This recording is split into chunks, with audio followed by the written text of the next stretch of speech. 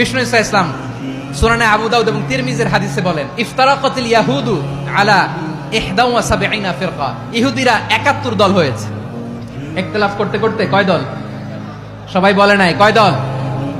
ওয়াফতারাকাতিন নাসারা আলা 72 ফিরকা। আর নাসারারা হইছে 72 দল। আওয়াজ করে বলুন তো কয় দল?